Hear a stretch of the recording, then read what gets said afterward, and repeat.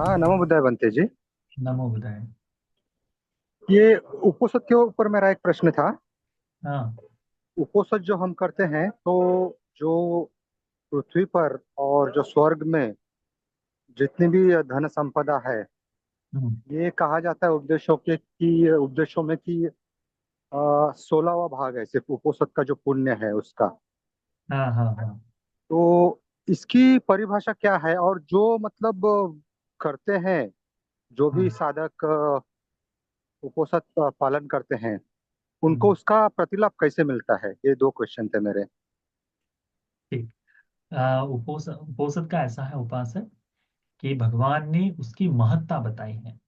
वो जो कंपैरिजन दिया है उसकी क्वालिटीज बताई हैं, इसके कारण आपको मिलने वाले लाभ ऐसे होंगे करके बताया है। वर्तमान में हम उपोसद का पालन करते हैं। उपोसद कैसे भगवान के समय में निर्मल जीवन के लिए बताए हैं, अरहंत मुनिगण जैसा जीवन जीते वैसा। परंतु आज हमारी चित्त की चेतनाएं बड़ी दूषित होती है।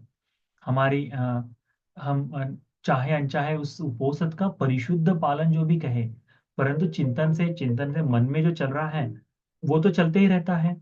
तो उस तरह से हम नहीं कह सकते कि ये उस तरह से विपाक देता है करके। परंतु वर्तमान में हमने देखा है कि जो लोग उपोसत का, हम उपोसत जब पालन करते हैं तो उपोसत का पालन करते समय हमारे मन में एक आशा रहती है कि मैं ये प्राप्त हो जाए, ये प्राप्त हो जाए।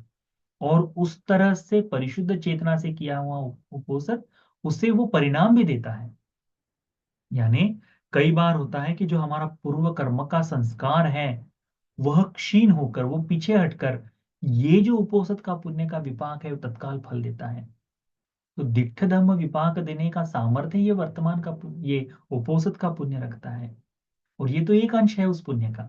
परंतु आगे चलकर धर्म मार्ग के लिए भी आपको क्या लगता है कि भगवान बुद्ध जी के पास जो लोग पैदा हुए थे, उस समय जो जन्म लिए थे, उन्होंने बुद्ध का शब्द, एक शब्द सुना, अनंत हो गए। जाते जाते धर्म चर्चा सुनी, श्रोतापन्न हो गए।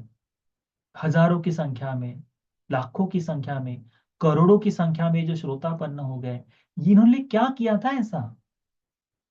इन्होंने जन्मों जन्मों में, अतीत में बोधिसत्व के साथ साथ चलते हुए, अतीत के बुद्धों के साथ साथ चलते हुए, धर्म का उपदेश सुनते हुए उपोस धर्म का पालन किया था। तो उस जीवन में भी यदि धर्म का बोध न भी हो पाया हो, तो जैसे ही बुद्ध नाम का विस्मित व्यक्ति इस लोक में जन्म लेता है, उसकी छाया गिरते ही, छाया पड़ते ही, एक शब्द सुनते ही ये उपोसत का जो पूर्ण संग्रहित पुण्य है तत्काल फल दे देता है। ये उपोसत का शील ये है, एक तरह से कहे कि जो इंद्रिय धर्मों की पुष्टि के लिए काम करता है। इसीलिए उपोसत के शील की महत्ता भगवान ने कही है कि ये इतना विशाल है कि देवताओं का सुख उसके 16वें अंश में भी नहीं बैठता करे। यही है उपासना। और ये यदि आप भी कोशिश करके देखो, परिशुद्ध चेतना से उपोसत का पालन करो और कहो कि ये पुण्य का विपाक मुझे इस कार्य के लिए लाभ में आए, तो यदि आपका कोई बहुत भारी ऐसा कर्म ना हो जो उसे बाधित कर रहा हो, तो तत्काल ही उपोसत का फल आपको एक एक दो उपोसत में, या फिर लंबे थोड़े से कुछ समय के उपोसत में आपको फल देना शुरू कर देगा। ठीक है। मुझे लगता है इतना पर्याप्त होगा। ठीक। नमो बुद्धाय वंदामि आदरणीय पूजनीय बनते जी। सुखी हो। नमो बुद्धाय। और मेरा एक ये प्रश्न था कि ये रत्न सूक्त में ये जो वाक्य लिखा होता, गाथा जो भी, निब्बन्ति धीरा यथायम्प दीपो, इसका मतलब क्या होता है? हाँ। हीनं पुराणं नवं नत्ति संभवं। हीनं पुराणं, ये जो पुराने जो कर्म हैं वो क्षीण हो गए हैं। नवं नत्ति संभवं, अब वो नए कर्म नहीं बन रहे, नए संस्कार नहीं बन रहे, पुराना खत्म हो गया, नया बन नहीं रहा है। विरक्त चित्ता आयति के भस्मी, उनका चित्त विरक्त हो गया है। अभी कोई आशा, आश्वास भोगने की इच्छा नहीं बची है। और पुनः भव का भाव समाप्त हो गया है।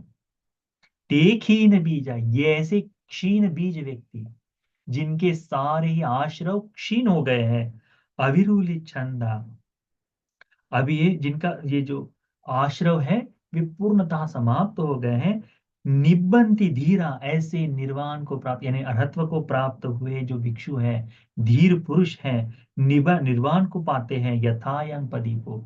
ये जो ये निब्बंति धीरा यानी निर्वाण को पाते हैं, यानी परिनिर्वाण का शब्द इस्तेमाल किया है इसमें, तो ठीक है।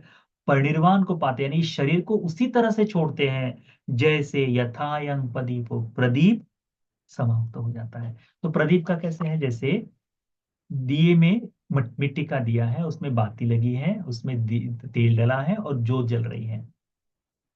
जब इसमें तेल खत्म हो जाएगा, उसकी बाती जलकर समाप्त हो जाएगी, तो ये दिए का क्या होगा, ये जो जोत जल रही है उसका क्या होगा, ये बुझ जाएगी। तो ये जोत कहाँ गई, कुछ बता सकते हैं क्या? कुछ नहीं बता सकते, सब खत्म हो गया। ना तो बाती रहे, ना तेल है, ना कुछ है, सब कुछ। तो जिस तरह से बगैर इनके सब कुछ समाप्त हो जाता है दिए से, केवल कटोरी बची रहती है, वैसे ही अनंत भिक्षु का केवल शरीर बचा रहता है। तो इसी तरह से जैसे दिए का होता है कि सर्वस्व समाप्त हो जाता है, अग्नि कहाँ चली जाती है, कुछ नहीं, वो सदा के लिए समाप्त हो जाती है। वैसे ही निर्वाण जो है, ये अरहंत मुनिगणों का परिनिर्वाण जो उसी तरह से होता है करके इसमें बताया है।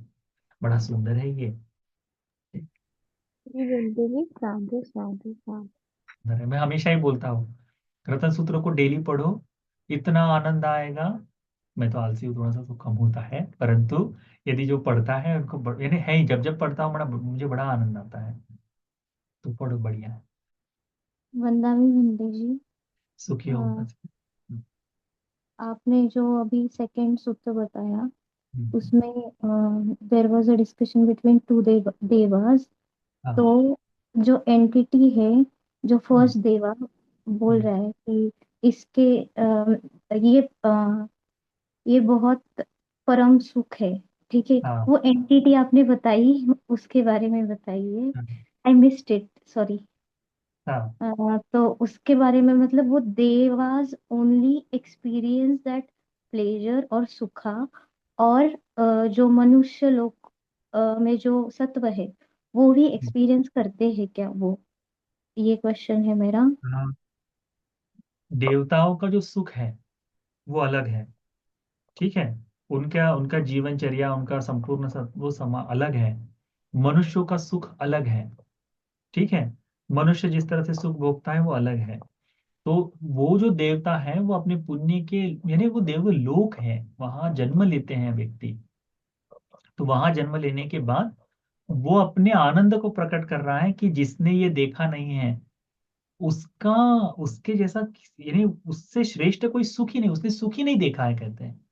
तो कंपेयर करो कि यदि देवता नंदनवन में, क्योंकि वहां देवता बनने से पहले वो मनुष्य लोक में रहा होगा ना, तो हम्म। वो ऐसा व्यक्ति मनुष्य लोक से जब वहां चला गया है, ऐसा व्यक्ति नंदनवन जाके कहता है कि जिन्होंने नंदनवन देखा नहीं वो सुख को क्या जाने करके। तो उसने कहीं ना कहीं सुख को भोगा है मनुष्य लोक के, इसीलिए वो कंपैरिजन भी कर रहा है। दिव्य लोक के, सभी दिव्य लोक के सुखों की कंपैरिजन कर रहा है नंदनवन के सुख से, और वो बोल रहा है। तो इसका यह आवश्यक नहीं कि वो अरहंत मुनि मेरे भगवान के समय ही वहां जन्म लिया हो, या फिर ये हो सकता है कि वहां जन्म तो लिया है परंतु कई बार धर्म न सुनने के कारण या फिर स्मृति न होने के कारण भी भूल जाता है, इसीलिए वो उस तरह से है। तो देवलोक में देवता लोग जन्म लेते हैं, उनका अलग सा लोक है। हम मनुष्य लोक में है तो मनुष्य लोक का जन्म अलग है। मनुष्य लोक, मनुष्यों में कुछ ही ऐसे सत्व हैं जो दिव्य लोक में जाकर दिव्य सुख का भोग कर सकते हैं, हम लोग नहीं कर सकते। उसमें वो मखादेव सूत्र में जिस तरह से आता है ना पूरा का पूरा, ये मखादेव राजा को निमंत्रण दिया था, मंदाता आया था उनको लेने के लिए, निमि राजा तक वो हर बार वहां जाकर, निमि राजा भी दिव्य सुख में वहां जन्म लेकर रुके रहे करके।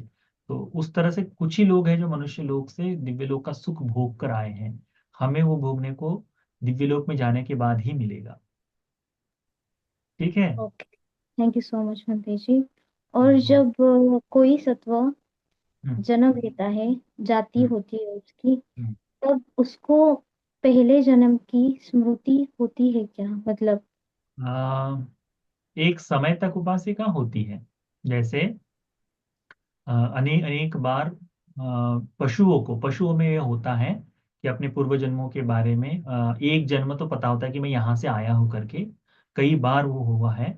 भगवान ने भी कई बार वो याद दिलवाया है। तोदेय नाम का जो है, तोदेय शुभ सूत्र में या फिर काचूलकम विभंग सूत्र में भगवान जाकर उस कुत्ते को कहते, तोदेय तुम जब मनुष्य लोक में थे तब भी भौंक रहे थे, अब भी भौंक रहे हो करके। तो बिल्कुल घबरा जाता है, भगवान ने तो मुझे पहचान लिया करके तुरंत भाग जाता है। तो जानवरों के लोक में यदि जन्म ले तो एक जन्म, उससे अधिक नहीं याद होता है। दिव्य लोक में यदि जन्म ले तो दिव्य लोक में ऐसा होता है कि लेने के बाद उतना समय यदि वो स्मरण करे कि हाँ मैं यहाँ इस दिव्यलोक में कैसे जन्मा हूँ, तो वो कर सकता है स्वाभाविक तौर पर। स्वयं ही उसे दिव्यलोक में स्वयं ही उसे वो ज्ञात हो ऐसा आवश्यक नहीं। मनुष्य लोक में भी यदि कोई व्यक्ति चाहता है कि मैं अतीत के जन्मों को याद करूं, तो धर्म का अभ्यास कर कर उसे प्राप्त कर सकता है। ठीक है।